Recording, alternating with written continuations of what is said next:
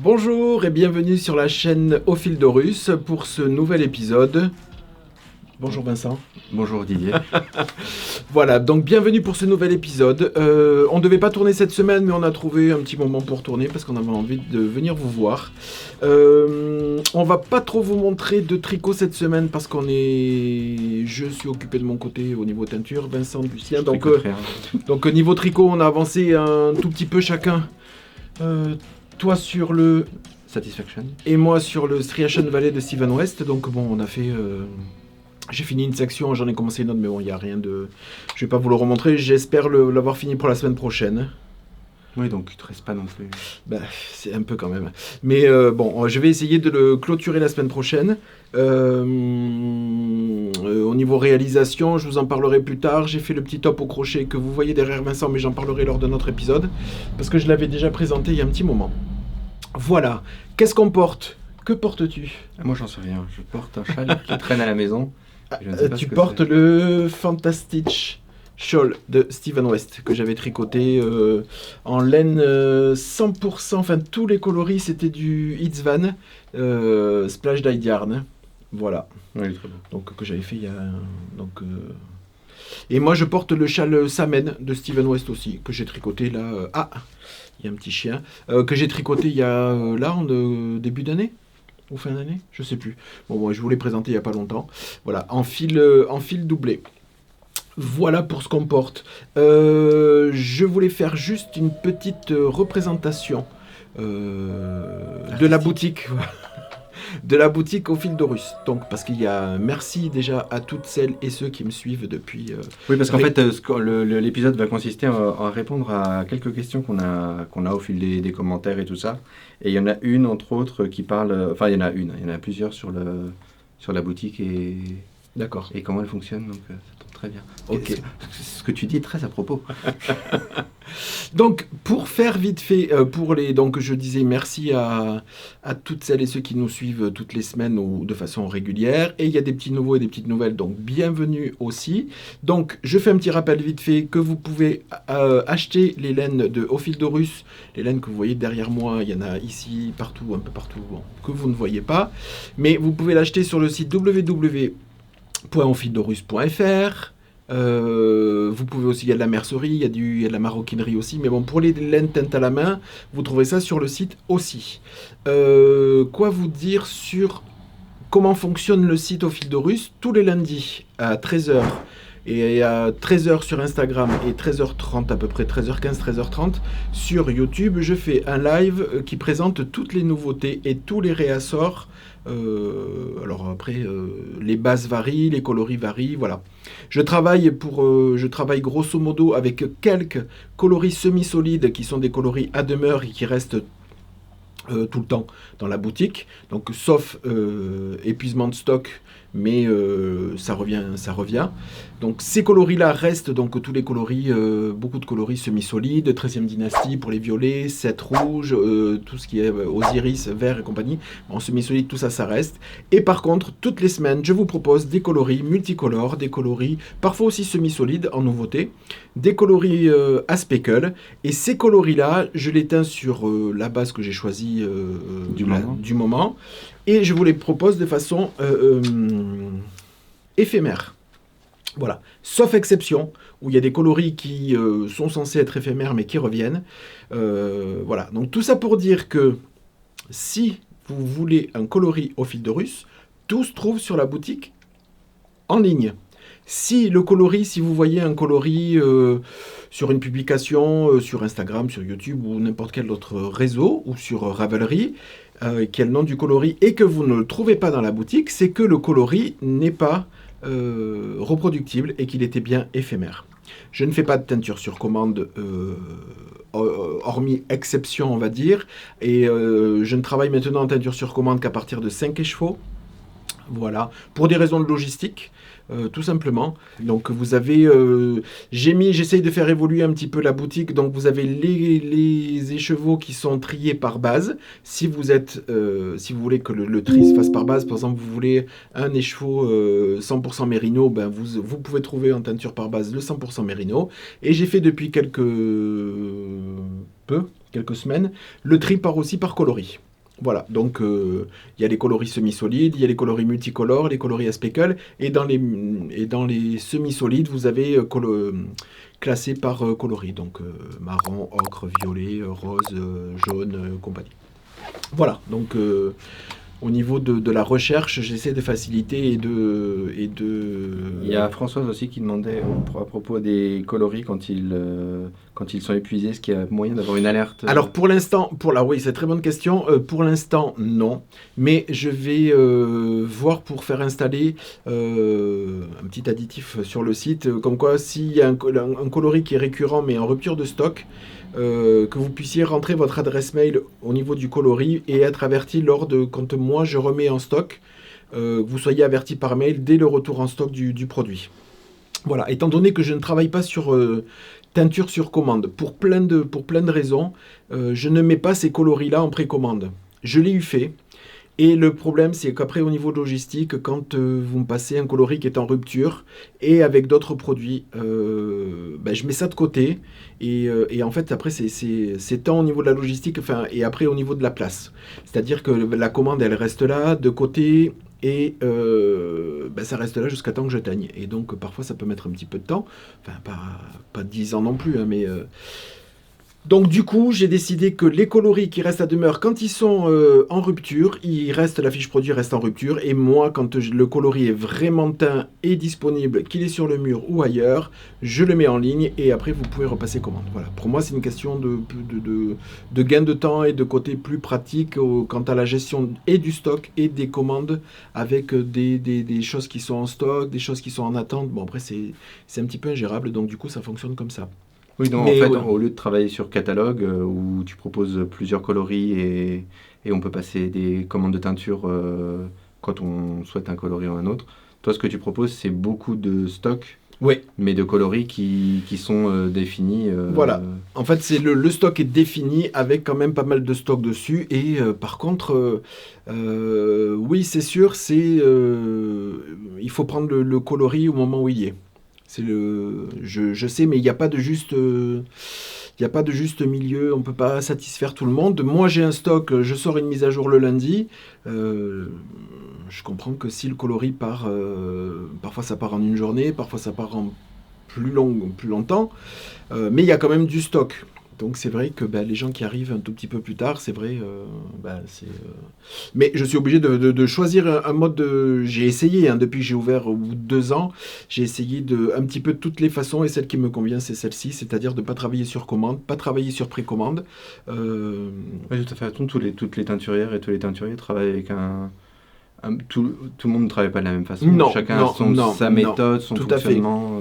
Voilà, il y en a beaucoup qui travaillent aux précommandes, il y en a qui ont un catalogue de coloris qui est toujours disponible entre guillemets sur commande, c'est-à-dire un coloris qu'elle sort, mais il sera reproductible même 2 ans après sur précommande.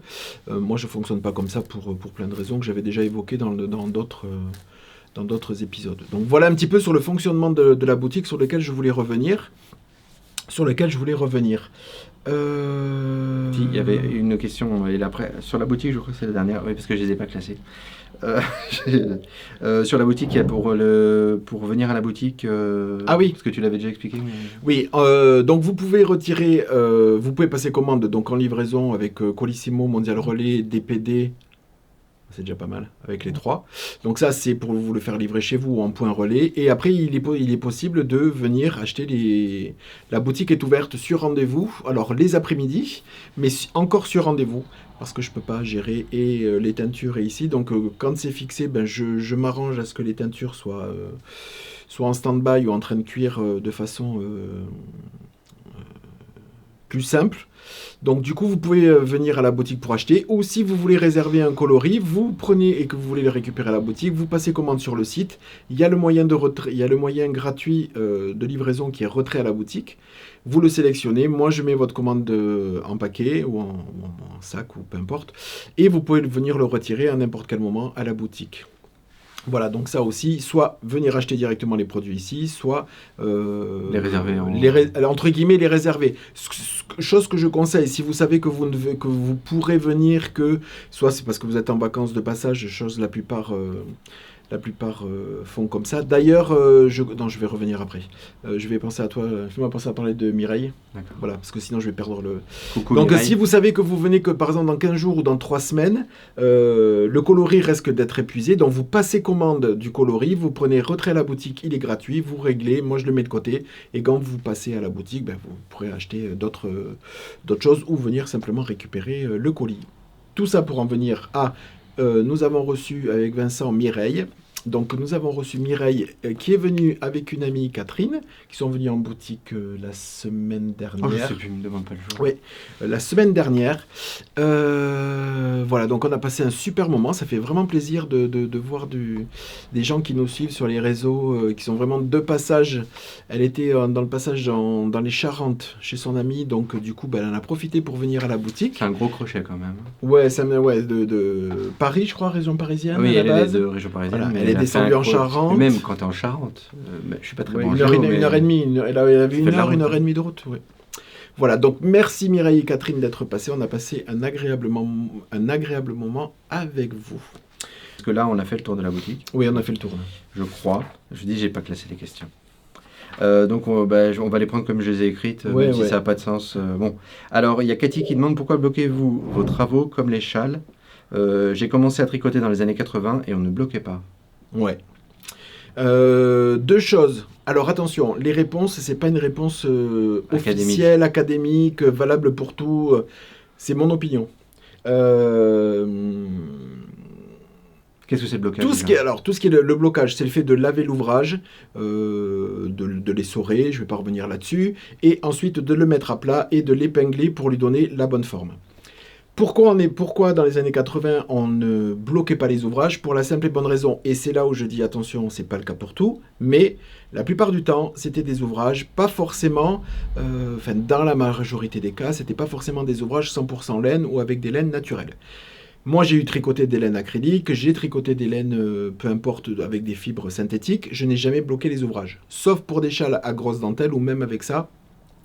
Je bloquais, même si certaines disent que l'acrylique ne se bloque pas, mais ça peut se bloquer. Donc, il y a plein de raisons. Il y en a encore avec de la teinture à la main qui ne bloque pas les ouvrages. Tout va dépendre de l'ouvrage. Déjà, nous, la semaine dernière. La semaine dernière, Vincent a tricoté, a fini le Crystal Fragment qu'on vous a présenté. Sa façon de tricoter, son point mousse, je n'ai vu aucune raison de bloquer l'ouvrage. Je l'ai lavé, je l'ai essoré comme si j'allais le bloquer, je l'ai fait sécher à plat mais sans lui donner de forme ni quoi que ce soit. Et l'ouvrage il est resté tel que parce que sa façon. Moi le mien en tricotant plus serré, il était un tout petit peu plus petit que le sien. Donc à l'époque, moi j'ai voulu lui donner une forme un tout petit peu plus élargie, donc je l'ai vraiment bloqué. Après, une dentelle, quand on fait des dentelles du style le Lada ou... Je vous attrape, c'était pas prévu, mais quand on fait des dentelles, ça c'est le châle rose des sables que Vincent a tricoté. C'est le premier qui met... Alors il est à l'endroit, mais... Oui, il est à l'endroit, mais la tête en bas. Voilà, donc quand on a des sections comme ça, de dentelles, c'est le châle rose des sables de Laetitia, même les tricotent, son cal de l'automne dernier. Voilà. Quand on a des sections de dentelles comme celle-ci, si l'ouvrage n'est pas bloqué, ça ressemble à rien. C'est-à-dire que la dentelle, il n'y a qu'à regarder son tricot quand il sort des aiguilles, la dentelle, elle est recroquevillée, elle est rabougrie parce que les fibres sont pas... Un châle comme ça, avec de la dentelle ou quoi que ce soit, sans blocage, Des fois, le fait de le laver et juste de le faire sécher à plat, ça remet un peu des choses en place. Quand on parle de blocage, ça ne veut pas dire forcément...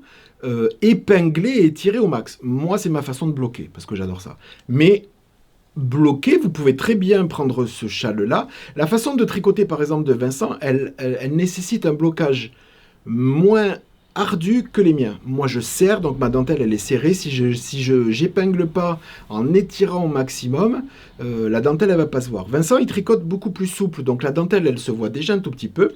Donc le blocage, ça ne signifie pas de étirer complètement. Vous pouvez très bien le bloquer, le faire sécher à plat, lui donner une petite forme et peut-être épingler juste pour un tout petit peu tirer. Les châles de Vincent, en général, hormis quand c'est vraiment de la grosse dentelle, comme par exemple l'ADA, où il a fallu vraiment tirer parce que là, c'était nécessaire. Mais le blocage ne veut pas absolument pas dire que vous devez épingler et tirer au maximum. Voilà. Blocage, c'est aussi poser l'ouvrage à plat, lui Oui, après, donner ça s'adapte une en forme. fonction de chaque Voilà. projet qui... Le blocage n'est pas nécessaire. Celles qui, par exemple, je vois certaines qui, quand elles font par exemple de la brioche, qui n'aiment pas le bloquer parce que bloquer de la brioche, si on étire un peu trop, la brioche s'écrase et on perd le côté un petit peu dodu. Je vois Christelle, je crois, rêver sa vie en couleur. Bisous, bisous. Je pense que Mélanie, les aiguilles aventurières, bisous Mélanie. Je pense qu'elles, sur leur châle, enfin, parce que c'est les dernières que j'ai pu voir sur les châles, elles n'ont pas trop bloqué de façon apparemment pour garder le moelleux de ces côtes de ces brioches. Moi, je suis grosso modo ici, c'est moi qui bloque. Donc moi, j'adore quand tout est lisse, tout est étiré, on voit bien. Là, il y avait alors c'est pas de la brioche, mais c'était des fausses côtes. C'est ça. Non, Hein, c'est des côtes. Oui, côtes ou côtes torse, je sais plus ce que c'était. voilà. Non, ce Donc sont des moi, je côtes. les ai bloqués vraiment. C'est les côtes en bleu là au milieu. Je sais pas. Voilà ça. Je les ai vraiment bloqués, étirés. Mais il y a aussi le fait, il y a une différence quand même. Ça donne vraiment de de la- l'envers depuis tout à l'heure, non? Mais oui, il le montre à l'envers. Pff, on peut pas lui faire confiance. Il y a aussi la différence quand on. Mais oui. Voilà. Bon, c'est pareil. Non. Depuis tout à l'heure, tu gâches tout. Tu gâches tout. Il y a une différence aussi quand on tricote avec de la laine épaisseur DK ou de la fingering. Quand on a fini le tricot, ça se présente pas, les mailles sont pas. Et puis, ça se présente pas pareil. Le fait de tricoter un ouvrage, alors qu'il soit petit ou grand, et encore plus quand il est grand, l'ouvrage, Manipuler. on le manipule, hein, on s'acharne quand même sur les mailles. Les mailles, elles sont mises, enfin le fil, il est mis à rude épreuve. Quand on fait de grandes, quel que soit le poids, mais quand on fait de grandes bandes de jersey ou des choses comme ça, où les aiguilles vont plus vite que quoi que ce soit, quand on le pose, on n'a pas forcément un jersey parfait, on n'a pas une dentelle parfaite. Donc même le fait de faire tremper, juste de poser à plat et d'étirer un petit peu sans épingler, hein, Oui, remettre en place les remettre en mailles. place les mailles. Chose que j'ai fait pour ton gilet Jura. Le gilet Jura, je ne l'ai pas eu à le bloquer. Enfin, je l'ai eu à l'épingler pour pas qu'il bouge, parce que quand je le remettais en place avec le col et tout, donc j'ai épinglé en haut, mais sans tirer, et manuellement, sans épingle ni quoi. J'ai juste donné une forme, j'ai bien positionné le col, que tout soit droit, j'ai rajusté un petit peu les mailles. Oui, pour J'ai épinglé. Lisser les points. Voilà, j'ai épinglé aussi en bas et les manches juste pour pas que ça bouge parce que là c'est l'espace de vente, en général on bloque le soir quand il n'y a pas de clientèle, donc c'est ici, donc moi quand je peux passer, donc voilà, donc je bloque, je mets des épingles juste par sécurité si je shoot dedans ou quoi que ce soit, mais sinon moi j'appelle ça du blocage parce que c'est redonner forme à l'ouvrage mais sans forcément épingler ou quoi que ce soit. Donc moi après je suis partisan de vraiment, j'adore, c'est la partie qui finalise. Le châle Samen, le châle Samen, si je l'avais pas bloqué avec ma façon de tricoter, mais ça serait une Sophie Scarf quoi. Bon, j'exagère un tout petit peu, mais le châle était vraiment tout petit. Je l'ai lavé et quand il est humide, ça s'étend bien. Je l'ai vraiment Non, puis toi, étiré à max. t'aimes bien que le point mousse soit. Enfin là, c'est du fil. Moi j'aime pas le point mousse. T'aimes qui bien est, que le point dodu. mousse soit. Ouais. Moi j'aime bien quand c'est écrasé, quand c'est étiré, quand voilà. C'est pas un point que j'affectionne. C'est pas un point que j'affectionne pour sa qualité de point mousse, enfin esthétique. J'affectionne pas forcément. Dans le rendu c'est joli. Et vous voyez ce châle, je l'ai complètement étiré. Et si je ne l'avais pas étiré, il n'aurait jamais eu cette envergure là. Voilà. Tout comme le pire, je pense l'avoir peut-être déjà dit, c'était le Fantastic Shawl de Steven West, quand je l'ai sorti des aiguilles, mais le truc il était comme ça quoi. Bon, du fait de il était très long, mais il était en fait comme ça. Et quand je l'ai bloqué, il était déployé, mais il était immense. Donc moi je bloque. Et même en ayant crocheté du 100% acrylique sur des châles en dentelle ou quoi que ce soit, quand j'entendais par exemple que certaines faisaient comment ça s'appelle le châle avec les petits éventails, les éventails là, un petit peu comme ces motifs-là. Si vous crochetez, vous connaissez, c'est le South Bay, un truc comme ça. Je me trompe peut-être. Bon, bref, pour moi, quand j'entendais que ce genre de châle-là n'était pas bloqué, je comprenais pas parce que je me disais que ça ne peut pas être joli sorti du crochet. Je vais peut-être faire grincer des dents, mais je vois pas comment certains motifs d'éventail, de dentelle, crochet ou quoi que ce soit, enfin moi pour le crochet, puissent ne pas se bloquer. Donc voilà. Question suivante. Ouais, question suivante. Alors, Sylvie et Clara ont posé à peu près la même question. Est-ce que vous vendez vos réalisations? Alors non, je vends pas les réalisations. Les réalisations, je les offre en cadeau à des personnes voilà, sélectionnées. Donc famille, amis, mais surtout famille. Ma maman et ma sœur ne tricotent plus. Enfin, ma mère, voilà. Donc du coup, je les fais profiter. Quand il y a des modèles plus dans l'habillement que j'ai vraiment envie de faire ou qu'elles me demandent, s'il y a par exemple un cardigan, un pull ou quoi que ce soit, je vais pas me le faire pour moi, ça c'est sûr. Si j'ai vraiment envie de faire le modèle, je dis je vais le faire parce que je sais que je vais pouvoir l'offrir. Je vais pas vendre vendre n'importe quel ouvrage réalisation à la main. C'est très difficile pour définir le prix parce que, on ne peut pas le vendre au tarif horaire.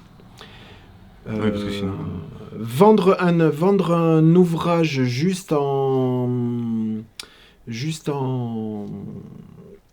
matière première, c'est le vendre à perte. Moi, laisser partir un ouvrage du style, si on me disait le Fantastitch, il y a 5 échevaux, je vais dire une bêtise, 100, je sais plus, 150 € de laine peut-être, tout n'a pas été utilisé, mais on va dire grosso modo. Faire partir un Fantastitch à 150 €, je le garde. Je vous le dis honnêtement. Et vous êtes tricoteuse ou crocheteuse, vous savez très bien le temps qu'on passe sur les châles. On ne peut pas le facturer au temps horaire. Estimer même un x2 entre le prix là de la matière et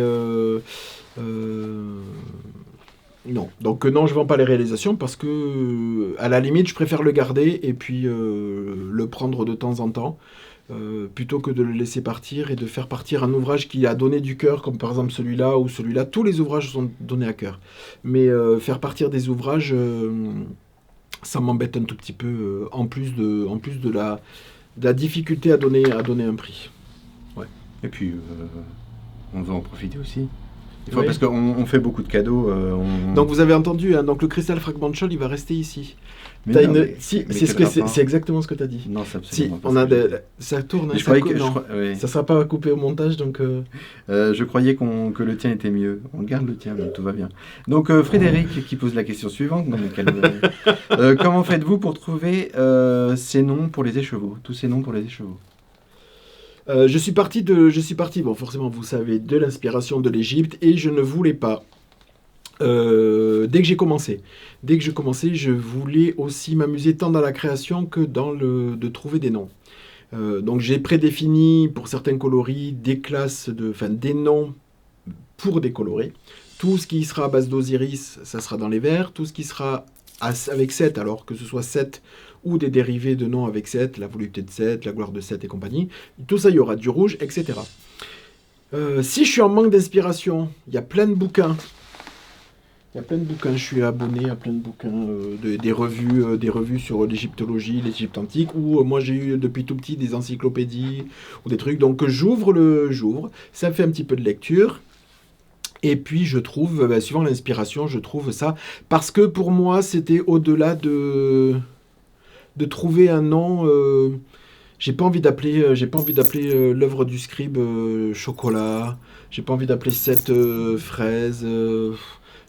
C'est vraiment, je caricature un peu, mais je m'amuse plus à trouver. Alors parfois faut se creuser la tête, hein, parce que il y a des noms de coloris. Des fois il me demande, il me voit passer, il me fait Vincent, trouve-moi un nom pour celui-là. Alors moi et comme c'est pas mon truc, il est quand même, il a l'habitude, il le fait assez régulièrement. Alors je me dis je fais l'effort, il me demande, je lui propose un truc, et il me dit non ça va pas aller. Et je retourne dans la cuisine, laisse-moi tranquille. C'est pas Donc ça demande de la recherche, ça c'est sûr. Ça demande de la recherche pour plein de choses. Déjà que ça corresponde, de ne pas prendre un Osiris pour avoir un coloris dans les roses-oranges, par exemple. Donc je reste comme ça. Et s'il n'y a pas de nom de dieu ou quoi que ce soit dedans, d'Osiris, de Seth et compagnie, de Pharaon ou de Dieu, j'essaye que ça reste cohérent et que ce soit facile. Que ce soit facile à prononcer, que ce soit facile, moi, pour vous le présenter en live, vous... Et aussi que vous arriviez un petit peu à le mémoriser quand vous avez à me passer commande ou quand c'est sur message. Parce que ça m'est arrivé de prendre un bouquin, t'imiter, prendre un bouquin pour te trouver un nom quand tu me demandes, de trouver un nom, j'étais sûr que tu ne l'avais jamais utilisé, un peu dur à lire, un peu imprononçable, et bah c'est recalé, donc je retourne à la cuisine. Non, parce qu'il y a plein d'autres, j'ai même pas utilisé le millionième de ce que je peux utiliser en nom, mais après il y a des noms un petit peu imprononçables. Quant à l'écriture, après sur les sites, sur les commandes et compagnie, c'est un petit peu compliqué, donc voilà. Mais ça demande de la recherche, donc pendant que je suis en train de mouliner, ben, je me dis, voilà, je commence à anticiper comment je vais pouvoir appeler ce coloris-là. Voilà. Donc il y a des évidences, et puis d'autres où l'inspiration, ou le jour, ou si c'est le matin, ou quoi que ce soit. Oui, des fois je suis très déçu par... Ouais, ben oui. Il y a des coloris très jolis, ou même des moches. Hein, des coloris moches. Donc Sabine qui dit, alors j'adore les châles que vous présentez de Steven West, je voudrais me lancer, mais par où? Existe-t-il des châles plus simples par lesquels commencer, ou avec moins de choix de couleurs? J'imagine où tu as... Oui. Parce que moi, ça m'arrive aussi avec Steven West, des fois, de trouver le châle très bien, de trouver des couleurs qui me plaisent et de me retrouver avec le projet et de me dire quelle couleur j'utilise où. C'est vrai que quand il y a moins de couleurs, c'est déjà plus simple. Alors, tout va être... comment dire comment expliquer?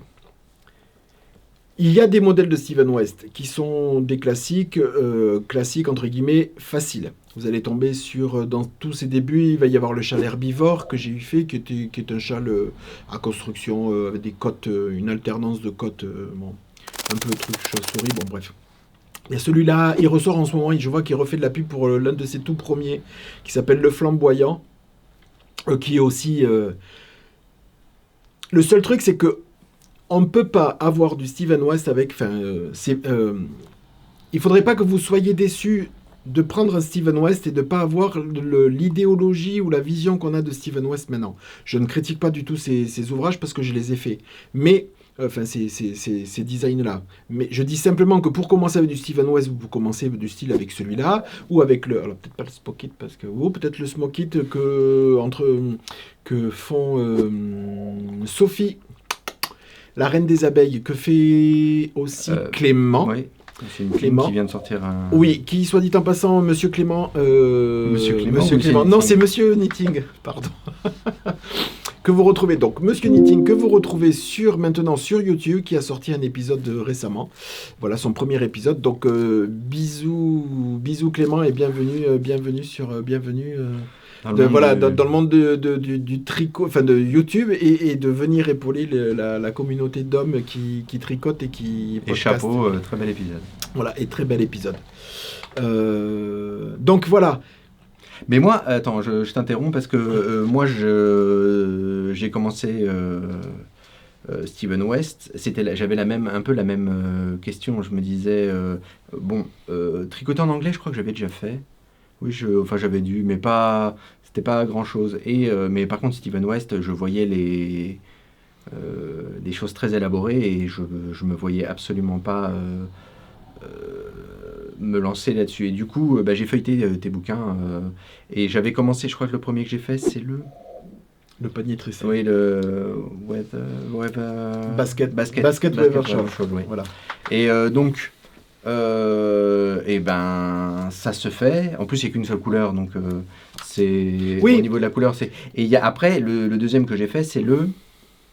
Bon, c'est sûr qu'ils sont pas aussi. C'est pas du. Voilà. Je sais plus comment t'appelles celui-là. C'est en ça que. C'est pas. Mais voilà, pour commencer, si on veut se faire à la patte Steven West et Qu'est-ce que t'as fait après j'ai fait le boardwalk. Ah oui. Et là, le boardwalk. Alors ça manque d'intérêt parce que c'est une énorme... Enfin, moi, c'est une couverture parce que je tricote l'âge, du coup, c'est un châle qui s'étend énormément. Mais petit Jean, s'il te plaît. Ah, voilà. Bonjour. Tes doigts à la caméra, là. Elles sont là-bas. Enfin, ils sont là-bas. Tu dis pas bonjour? Et donc le boardwalk, c'est du point mousse, du point mousse, du point mousse. Après, il y a juste la bordure mais c'est juste des diminutions d'un côté et des augmentations de l'autre. Plutôt le contraire, oui. Augmentation, diminution, qui font que... mais voilà, Mais c'est vrai que tu t'es pas encore lancé dans un West... Avec beaucoup, beaucoup de points. Non, beaucoup de points et beaucoup de couleurs. Non, oui, c'est vrai que tu as fait le géogradient, mais c'était sur 4 couleurs. Mais le géogradient, il est un peu plus construit au niveau des couleurs, donc ça fait un petit peu moins... C'est la construction qui est un petit peu faux-folle, mais pas forcément les couleurs, oui. Ouais. C'est vrai que tu t'es pas lancé dans des choses comme ça ou dans... Mais moi, ça me fait peur. C'est peut-être pas le mot, mais quelque chose comme ça, c'est... Moi, je suis incapable de choisir des couleurs, autant de couleurs pour s'associer. S'il faudrait presque que je m'y prenne comme... Mais bon, c'est pas toujours facile. Comme pour le Crystal Fragmental. C'est-à-dire faire une section et voir après... Non, mais là, en plus, tu as le mien. Donc, tu peux l'étaler et dire, tiens, sur cette section, ce point, prendre... Parce que moi, j'étais un petit peu à l'aveugle. Là, quand tu as déjà un ouvrage de fait, tu te dis, bon, ben, ce point-là, tu vois, c'est des cotes un petit peu... Petit Jean tué Caspi. Cotes un petit peu brisées, donc, ou décalées. Donc, il faut vraiment un coloris...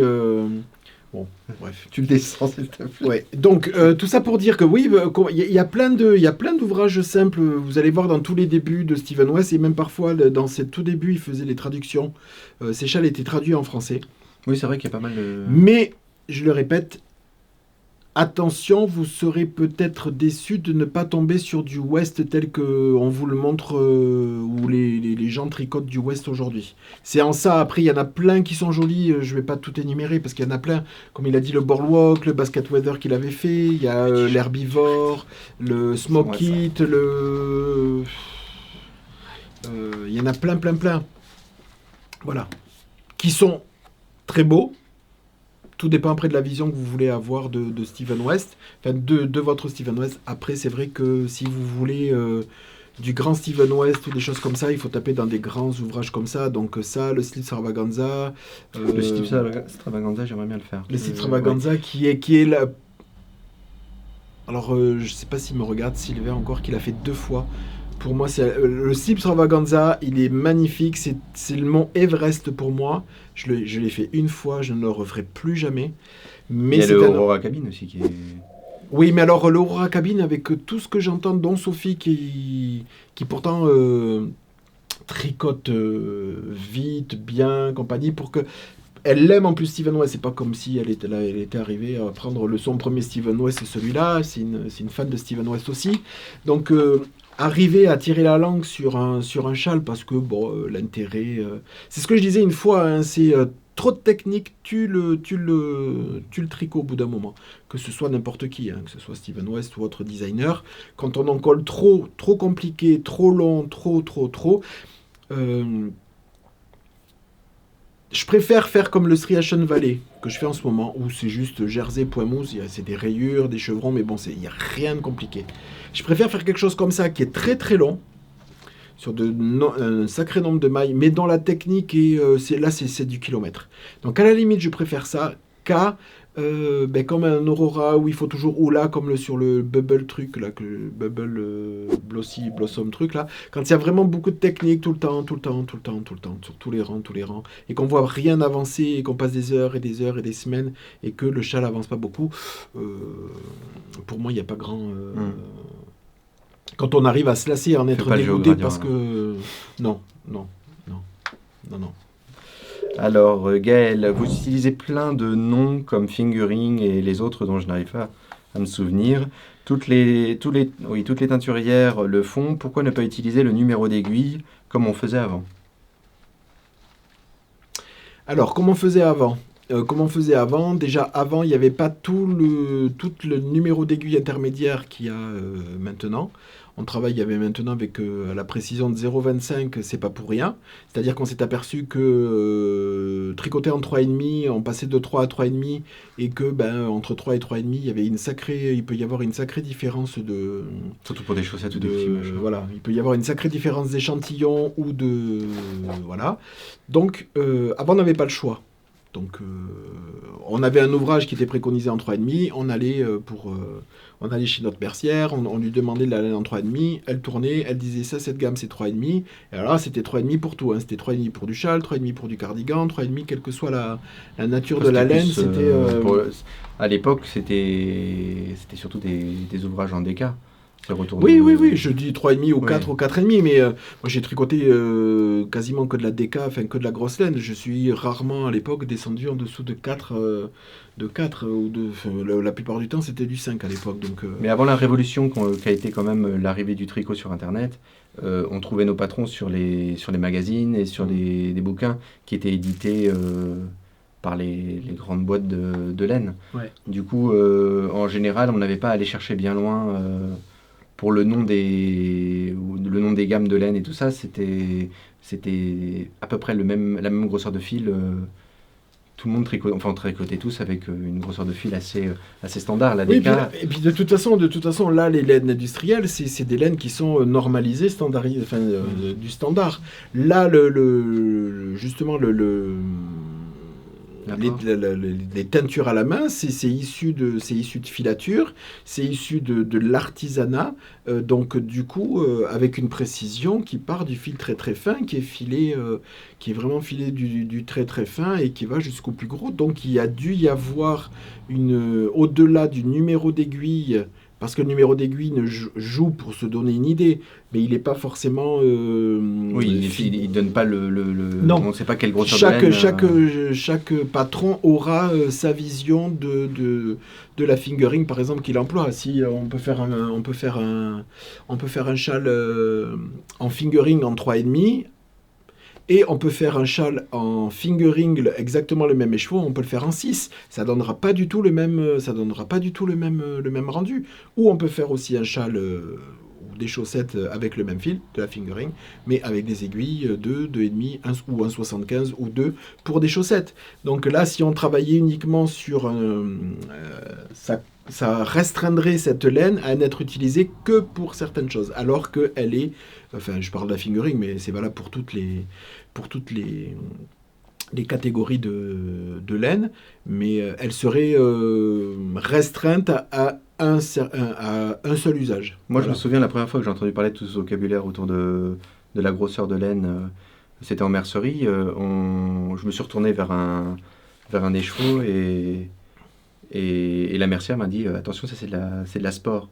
Et je me suis dit, ah, c'est intéressant, est-ce qu'elle évapore mieux la transpiration? Il fait, non, c'est tant de mètres pour 100 grammes. Et alors, moi, dès qu'on commence avec des chiffres, voilà, je me suis dit, bon, bah, je vais pas me casser la tête. Et un peu plus tard, je tombe sur de la laine que je trouve belle aussi. Et elle me dit, ah, ben, ça, par contre, c'est de la laine à chaussettes. Et même chose, je me suis dit, est-ce que ça a à voir avec la transpiration ou quelque chose? Et non, elle m'a dit, c'est de la laine à chaussettes parce qu'elle contient du nylon. Et c'est tout plein de vocabulaires qui ont un sens à partir du moment où on cherche des laines spécifiques pour un travail spécifique et un rendu particulier. C'est aussi uniformiser aussi le langage international du tricot. On va parler en lace, en fingering, en déca, en hareng, et compagnie. Parce que si on parle, on n'a pas tous le même système, on n'est pas toujours au système métrique. Donc 3,5 chez nous, vous le voyez parfois, la plupart du temps maintenant c'est converti, mais quand on parle en numéro d'aiguille US, c'est pas le même que pour la France. Donc voilà. Donc ils ont aussi uniformisé pour que le langage entre les patrons, entre les laines, entre les designs et les artisans ou les industriels soit un petit peu uniformisé, que tout le monde entre guillemets parle le même langage. C'est-à-dire que tout le monde maintenant sait que si on dit je vais faire un châle en fingering, ben on va pas s'attendre au gros truc, on va pas s'attendre du style à ça, le gros châle doudou. Voilà, on va s'attendre à quelque chose qui est on connaît la finesse on connaît la finesse. Oui, mais ce qui doit dérouter aussi, c'est le fait que ce soit plein de mots en anglais, alors qu'avant on avait des numéros. Oui. C'est vrai que les Américains utilisent des numéros de 0 à 6 ou 7, je sais plus. C'est dommage qu'on soit obligé d'en passer par des dénominations plus... alors que si on demandait, je voudrais une laine 3... Oui, après chaque art du fil, chaque à son vocabulaire. Oui. Quand on le commence, il faut l'apprendre. Hein, il faut se... Même ça peut être déroutant. Oui, ça peut être déroutant. Il faut, voilà. Alors donc, j'ai Babette. Tu as l'air super fan de l'Égypte, mais as-tu déjà voyagé dans ce pays? Non, jamais. Jamais, jamais. Peut-être un jour, mais non. Pas encore. Alors, Flo, je suis crocheteuse et j'ai toujours des manches très larges. As-tu une astuce? Oui, deux possibilités. Soit tu adaptes ton patron au niveau des manches, et tu adaptes si c'est des manches suivant le design, soit tu l'adaptes et tu fais des diminutions un tout petit peu plus drastiques en veillant à garder le nombre de multiples. Si c'est un motif, je parle bien, à veiller à diminuer du nombre de motifs de façon assez régulière ou adapter le motif. Sinon, on descend au niveau du crochet. Après, tout dépend ce que tu entends large. Est-ce que c'est la forme de la manche qui est trop large, donc que tu aimerais que ce soit un peu plus fité, un peu plus près du corps, ou si c'est vraiment...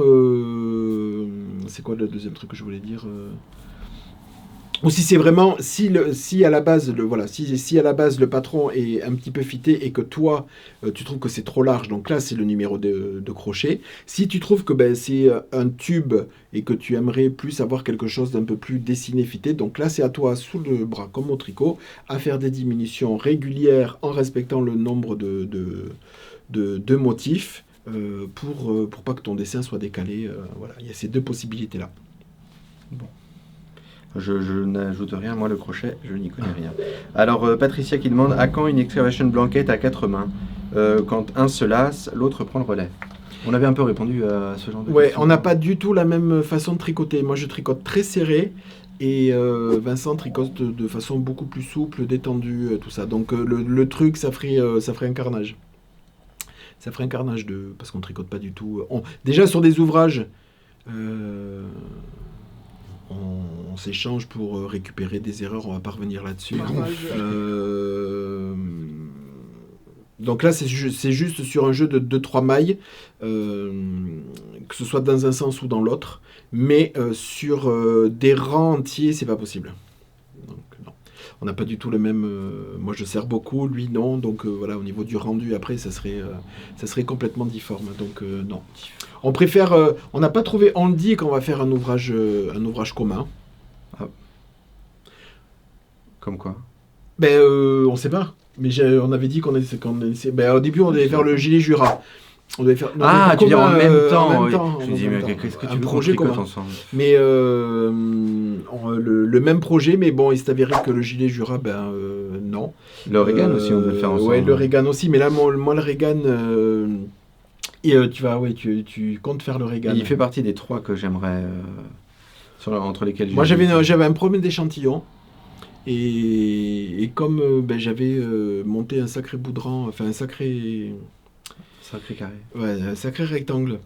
Ça m'avait un petit peu agacé, donc du coup j'ai dit je verrai un jour où je referai l'échantillon. Donc là c'est cool parce que on a vu que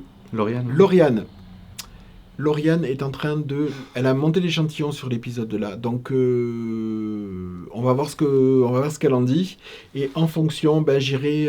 Parce qu'il y avait Alexandra qui nous avait expliqué. Oui, mais là il y avait un problème d'échantillon, ça allait pas. Donc là étant donné que Lauriane est en plein, donc je lui demanderai, je vais regarder, donc on regardera forcément ces épisodes et au fur et à mesure, si besoin, je lui demanderai vraiment. D'où vient mon problème. J'essaierai de voir avec elle, de voir quelqu'un qui est en pleine dedans dans la construction pour voir ça. Alors la dernière question, c'est Lizzie qui demande pourquoi tricoter à la continentale. Et je me pose la même question. Moi je suis incapable d'utiliser ma main gauche pour beaucoup de choses. Et alors la continentale. J'ai appris à la française. Dans le fil à droite, mais j'étais pas très. Ma mère m'avait montré, mais je faisais absolument pas comme elle, donc ça l'horripilait parce que je faisais ma. Mais ta mère a une façon très étrange. Oui, elle a une façon. Moi, je suis incapable de. Ouais. Ça bloque tout. Donc du coup, quand je suis passé au crochet, c'est-à-dire avec le fil à gauche, parce que je suis droitier. Du coup après le travail à la continentale est venu tout seul parce que je savais j'avais la bonne tension que je maîtrisais au crochet, c'est-à-dire le fil à gauche. Et du coup, après, ben, c'est juste, ça a été la technique. Et pour moi, je vais beaucoup, beaucoup, beaucoup plus vite. Et en plus, je vois maintenant, quand je reprends, quand je dois faire des rangs jersey en vert ou des mailles en vert, quand je dois tricoter avec la main droite, parce que ça arrive, pour m'alléger un petit peu la main gauche, je tricote de façon... mais alors, je tiens le fil. Je tiens le fil avec les doigts, c'est-à-dire que le fil ne passe pas... Je le tiens et c'est moi avec mon... Et que je le passe comme ça. Que ce soit pour une maille en droit ou une maille en vert. C'est-à-dire que je ne le tiens pas tendu comme on peut voir ou quoi que ce soit. C'est moi qui tiens le fil, c'est-à-dire que les aiguilles, voilà, je tiens le fil et je le passe. Je tricote, je passe. Donc ça prend un temps fou, mais je n'arrive plus Mais à... ça prend un temps fou. Moi, j'ai vu plusieurs dizaines de personnes qui tiennent le fil et qui viennent et qui vont à une vitesse, qui vont aussi vite Ah que oui, moi, oui. qui le passent avec Ça, les après, doigts. c'est pas une. C'est- Je dis moi, c'est.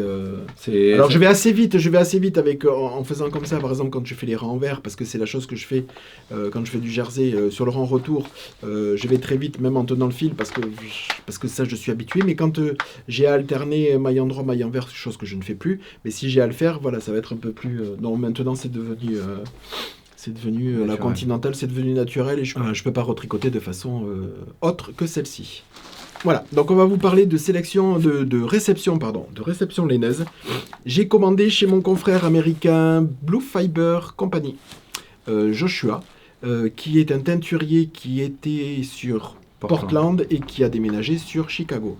Du fait de son déménagement, il a mis toute la boutique à moins 50% pour qu'il ait à rien déménager au niveau de ses stocks.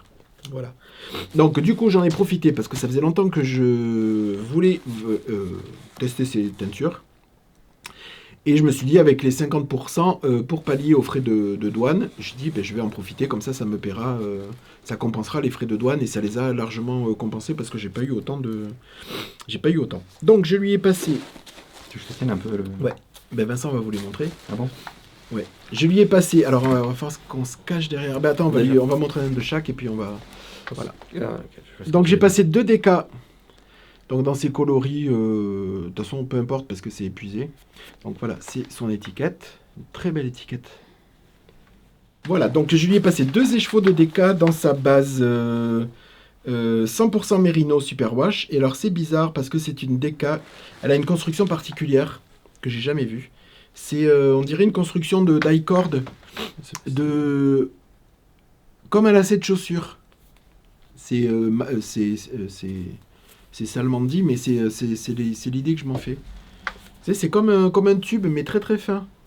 Oui, comme un lacet de die-cord, chaussure. oui. Comme un lacet de chaussure, ou comme un die-cord, ou comme les... Mais ça ressemble un peu à ça, quand même. Ouais. Au cordon, comme des cordons, c'est une laine cordon. En 100% Merino, donc je lui ai commandé... Mais tu vois, quand elle est plaquée, ça se voit pas. Non, quand elle est plaquée, ça se voit pas. C'est ça qui est bien. Non. Bon, donc je lui ai commandé 2 écheveaux, donc un de chaque coloris, de chaque couleur. Je vais faire, je pense, un bonnet. Comme c'est des coloris, il y a des roses et tout, je vais faire peut-être un truc pour ma mère avec. Donc je voulais tester ça. Et après, je lui ai pris le combo. Donc là, c'est dans sa base. Ça, c'est un kit? Ouais. Donc ça, c'est dans sa base. 80% Merino, 20% Cachemire. C'est de la fingering, 100 grammes pour 400 mètres. Et là... Dans le bon ordre. On va poser ça, voilà. Dans l'autre sens, non? Je pense qu'il y a un... Voilà. Il y a un dégradé. Hop. Voilà. Donc, un avec du gris et du bleu. Je sais pas si on va voir, on va mettre comme ça. Voilà. Avec du gris et du bleu. Ah, c'est des petits speckles bleu ciel. Le deuxième, c'est des verts, des speckles verts avec du gris beaucoup plus intense. Et le troisième, c'est un petit peu multicolore. Il y a du noir, il y a plein de jolis speckles qui sont dessus. Voilà. Donc ça, je vais, comme je l'avais déjà dit, pour quand j'avais commandé aussi la laine de Anaïs, laine et chaudron, je vais pas les dissocier parce que j'aime bien, après avoir le souvenir de entier. Si je fais un châle, je vais dire, ça c'était les laines de Joshua. Et non pas qu'elles soient dispersées à droite ou à gauche. Donc voilà mes petites pépites qui sont arrivées. J'adore. Et puis c'est super doux. Donc c'est la 4 brins. Ouais. Voilà, donc pour Blue Fiber Company. Et il y avait un petit mètre en plus, c'est sympa. Hein, il a fait un petit mètre ruban avec son... Voilà, un petit mètre ruban, c'est holographique. Coucou, je vous prends rapidement juste pour vous montrer, chose qui n'était pas prévue, pour vous montrer que j'ai commencé la couverture, enfin le plaid plutôt, le tapis, dont je vous avais parlé la dernière fois du livre Journée de The Guy with the Hook, Mark Rosboom. Donc j'ai commencé, je vais faire donc ce qui est composé de granit plein plus de demi. Donc c'est la couverture Santa Maria, enfin c'est le tapis Santa Maria. Et donc j'ai fait un premier test. Donc là il est mis à bloquer. Donc j'ai déjà fait, donc vous voyez à peu près l'envergure de chaque granit. Si on peut appeler ça des granits, c'est des hexagones. Donc le voilà le premier. Donc je vais voir comment il se tient. Donc il y a du relief avec des brides en relief, et des triples brides en relief, des points popcorn. Après classique, et après là des mailles en relief arrière pour donner cette petite bordure ici qu'on voit, voilà, un peu plus en bordure. Voilà, donc j'ai monté le premier hexagone, il est quand même assez long hein, parce qu'il y a, je crois qu'il y a 12 ou 14 rangs, et les rangs sont quand même c'est assez long avec les points popcorn, c'est des triples brides en arrière, en avant, donc c'est assez long. Je pensais pas que mais je suis agréablement surpris parce que je me demandais comment aller mesurer la couverture, enfin le tapis, et en fait voilà. Donc j'ai à peu près une petite idée du volume. Donc je les ai crochetés au crochet numéro 4 avec le coton Stonewash. Hop. Voilà. Donc ça va être mon coloris de fond. Voilà, que j'ai mis sur les extérieurs et qui sera vraiment le coloris de fond. Donc c'est le coloris 803. Et le premier granit, je l'ai fait avec ce coloris-là, qui est le coloris 814, quartz. Et je l'ai fait avec celui-là, qui est le coloris, l'épidolite 830. Voilà. Voilà. Donc ce sont tous les mêmes. Et je me suis aperçu, en fait, parce que pour la couverture, j'avais les coloris que je vous ai montrés, et en supplémentaire, j'avais que ces deux coloris-là. Donc, en fait, dans la palette, je vais avoir uniquement que ces... Voilà, que ces coloris-là. Donc, je trouve que ça faisait un petit peu fade. Et surtout, j'allais manquer parce qu'il faut vraiment donner du relief, vous voyez. Les coloris sont vraiment pour faire l'effet un petit peu... Je trouve que ça fait un petit peu effet vitrail. Donc c'est joli. Donc il fallait vraiment du contrastant. Donc j'ai repassé une commande de coloris. Je vous les montrerai la prochaine fois. Donc comme ça, là c'était un essai. Enfin c'était un essai. C'était le premier. Comme ça je vais attendre que ma commande arrive. Et puis je vais... je vais le continuer, mais en prenant quand même pour éliminer donc ces coloris là, mais j'ai pris des coloris verts, il y a des fluos pour faire toutes ces brides là en relief sur ces coloris un peu plus doux, un peu plus pastel, dans des gris, dans des beiges. Voilà, prendre quelque chose qui reflète bien, parce que lui en fait c'est ce qui donne un petit peu de charme, hein, vous voyez, c'est vraiment le contraste et les coloris, hein, vous voyez, c'est des coloris qui sont très lumineux. En général c'est un coloris un peu plus clair au milieu, puis vraiment un contrastant, voilà, donc un bleu ciel et un bleu un peu plus, vous voyez les violets. Là, j'ai essayé d'un petit peu de faire comme lui. Donc voilà, il faut vraiment un coloris de fond. Et vraiment après le relief qui tranche. Donc voilà, je suis assez content du résultat. Donc il faut en faire 16 comme ça. Et je sais plus combien de demi. Voilà. Donc, affaire à suivre pour cet épisode de... Mais bon, c'est cool. Alors je sais pas si j'en ferai 1 ou 2 par semaine. Je sais pas, peut-être plus. Si je crochette un peu plus que de tricot. Mais voilà. Donc voilà, vous voyez, si vous êtes intéressé pour le faire, voilà à peu près ce que donne le format, si vous voulez avoir une idée de la taille. Voilà ce que donne le format d'un hexagone, et sachant qu'il sera disposé aussi en hexagone. pour faire, il en faut 16. 16 remplis et puis des demi pour bloquer pour faire quelque chose de plat. Voilà, sur certains angles. Voilà. Donc voilà ce que j'avais à vous dire pour ça. C'était pas prévu, mais je vous ai fait un petit laïus entre deux teintures. Allez, je vous dis à de suite. Voilà, donc pour terminer, chose que je vais faire, que je vais vous demander si vous êtes d'accord. Je vais vous demander si vous êtes OK, vous pourrez m'envoyer vos réalisations réalisées avec les fils au fil d'Horus. Vous m'envoyez les photos sur mon mail, donc je vous mettrai le lien ici, mais aussi dans la barre de description. Par contre, ça sera soumis et de temps en temps, je ferai des tirages au sort pour faire gagner soit des écheveaux, soit de l'Emabol ou des choses comme ça. Bon, bref, on verra le contenu. Je ferai un petit tirage au sort des meilleures réalisations ou de la meilleure réalisation, peut-être une fois par mois ou sur YouTube, ça serait peut-être pas mal. Par contre, il faut impérativement, donc c'est la photo, donc essayez de faire une belle photo de l'ouvrage, et par contre dans le mail vous m'envoyez la photo, mais vous me dites impérativement le nom de l'ouvrage, le type de laine utilisé, parce que je ne dirai pas, là aussi c'est source à, oui j'ai utilisé le coloris, qui a été fait il y a... Donc après, je veux pas que vous me dites « Ah, le coloris que tu as montré là, je le veux. » Non, moi je veux connaître la base pour dire ce cardigan, il a été fait en thème tibétain, il a été fait en guise Sox, il a été fait... Voilà, après le nom des coloris. Si jamais c'est des coloris récurrents, je vous dis le coloris est toujours disponible, et je vous dirai ça, et sinon, je dirai ce coloris n'est plus disponible, mais bon. Oui, c'est plus pour se rincer l'œil avec des beaux tricots. Voilà, c'est ça, c'est exactement ça. Donc vous m'envoyez vos réalisations. Si vous avez fait un cardigan juste avec 10 grammes d'eau fil d'Horus, c'est peut-être pas la peine non plus. Un cardigan de 10 grammes. Non, mais tu sais, un petit cardigan juste avec une petite ligne d'eau fil d'Horus, il n'en faut pas plus pour relever un tricot. Je suis d'accord. Mais bon, c'est avec un maximum d'eau fil d'Horus dedans. Hein, on va pas. C'est aussi pour la. Je m'en cache pas. C'est pour aussi la promo de la boutique. Hein, on va pas se. Hein. Voilà, donc vous pouvez m'envoyer vos plus beaux ouvrages, enfin pour nous c'est toujours les plus beaux, donc sur l'adresse mail, et puis toutes celles qui m'auront envoyé passeront sur... alors, on va peut-être pas détailler à chaque fois, alors ça passera peut-être en forme de slide, enfin bon, au niveau du montage, j'en sais pas. On verra peut-être pour en parler sur un petit 5 minutes des réalisations. Ça peut être sympa aussi en fin d'épisode ou en milieu, bon bref.